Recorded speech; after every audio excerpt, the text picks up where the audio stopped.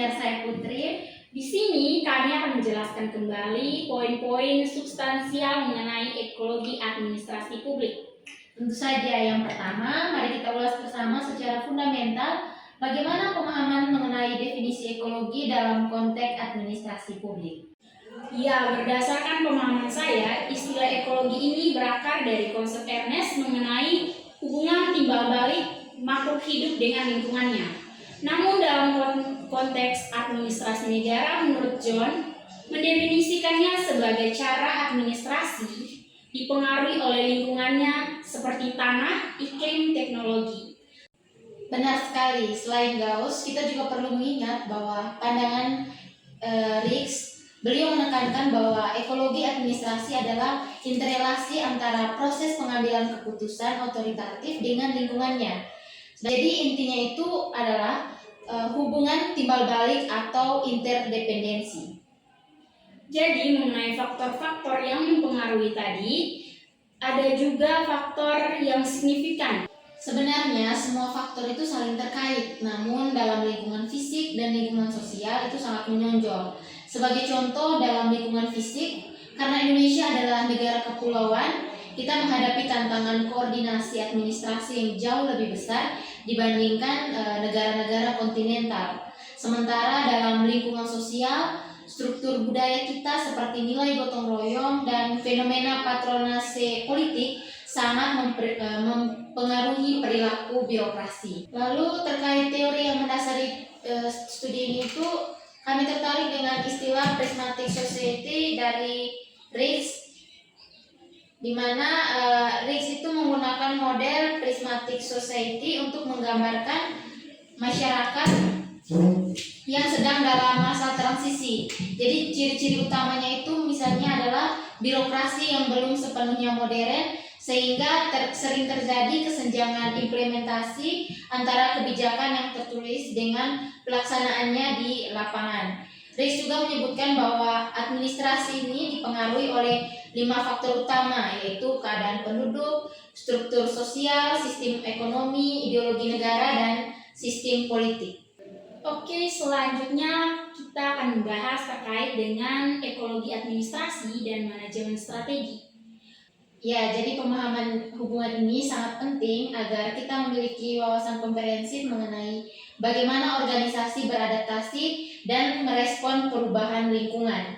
Jadi, dengan kata lain, ekologi administrasi memberi kita peta tentang bagaimana faktor lingkungan atau faktor eksternal mempengaruhi organisasi.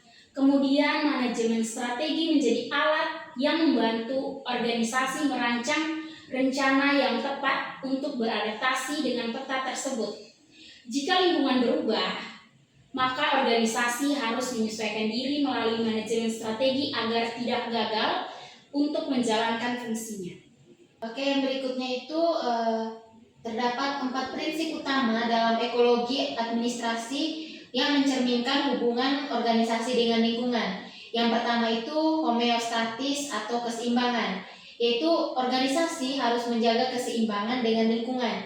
Jika ada perubahan di luar, organisasi harus menyesuaikan diri agar tidak mengalami disfungsi. Yang kedua ada adaptasi, di mana organisasi perlu menyesuaikan struktur, kebijakan, dan strateginya agar sesuai dengan perubahan lingkungan yang terjadi. Jadi yang ketiga, interdependensi atau saling ketergantungan, yaitu organisasi memerlukan input, yaitu sumber daya, dukungan politik dari lingkungan, dan hasil kerjanya atau output untuk mempengaruhi lingkungan. Yang keempat itu evolusi. Organisasi akan berkembang seiring waktu untuk menghadapi tantangan baru seperti globalisasi dan teknologi, tujuannya agar tetap relevan. Lalu prinsip homeostatis ini terlihat jelas ketika pandemi COVID-19 yang memaksa sekolah beralih ke pembelajaran online sebagai cara menjaga keseimbangan dengan lingkungan yang berubah. Sementara adaptasi terjadi saat pemerintah daerah membuat pelayanan digital atau e-government untuk memudahkan urusan dokumen seiring meningkatnya penggunaan internet.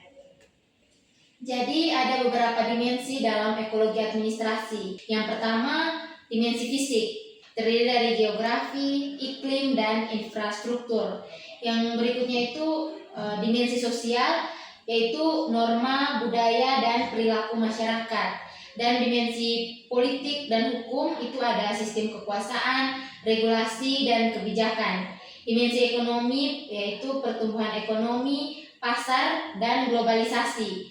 Dan yang terakhir itu ada dimensi teknologi, yaitu adanya inovasi dan digitalisasi. Jadi bagaimana dengan konsep dan proses manajemen strategi itu sendiri? Jadi, manajemen strategi adalah seni dan ilmu memformulasi, mengimplementasi, dan mengevaluasi keputusan lintas fungsi untuk mencapai tujuan jangka panjang. Proses ini bersifat siklus dan berkelanjutan yang meliputi analisis lingkungan, yaitu mengidentifikasi peluang dan ancaman, serta kekuatan dan kelemahan, sering menggunakan alat seperti SWOT dan PESTEL. Yang kedua itu ada formulasi strategi, yaitu di mana menentukan strategi terbaik, visi, misi, dan tujuan. Yang ketiga ada implementasi strategi, yaitu menyusun struktur, mengalokasikan sumber daya, dan memimpin pelaksanaan.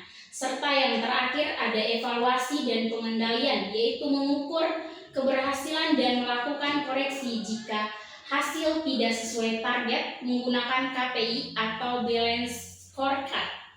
Oke teman-teman, selanjutnya kita akan membahas terkait dengan perilaku organisasi. Jadi perilaku organisasi itu mempelajari bagaimana individu dan kelompok itu berperilaku dalam organisasi. Fokus utamanya itu bagaimana perilaku tersebut mempengaruhi efektivitas kerja, motivasi, komunikasi, serta pola kepemimpinan. Jadi perilaku organisasi itu penting karena organisasi terdiri dari manusia dan perilaku manusia menentukan bahwa berhasil tidaknya sebuah tujuan organisasi. Organisasi publik beroperasi dalam lingkungan yang sangat dipengaruhi oleh kebijakan pemerintah, kontrol politik, serta tuntutan masyarakat luas. Lingkungan ini membuat organisasi publik harus lebih transparan dan akuntabel.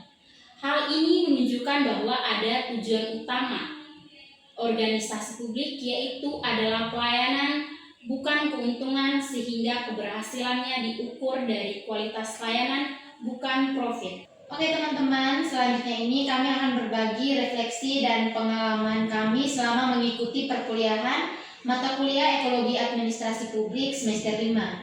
Pengalaman saya selama mengikuti perkuliahan mata kuliah ini itu sangat berkesan, di mana kami diberi tugas untuk turun lapangan yang menambah wawasan kami untuk melihat masalah ekologi dan pengaruhnya terhadap pengambilan keputusan atau kebijakan. Lalu di dalam kelas dosen juga menciptakan suasana kelas yang aktif serta mengajari kami untuk berpikir cepat dan juga kritis. Itu merupakan pelajaran paling penting menurut saya dan sangat berkesan. Oke, sekian diskusi dan penjelasan dari kami. Semoga bermanfaat dan dapat menambah wawasan kalian. Sampai jumpa lagi.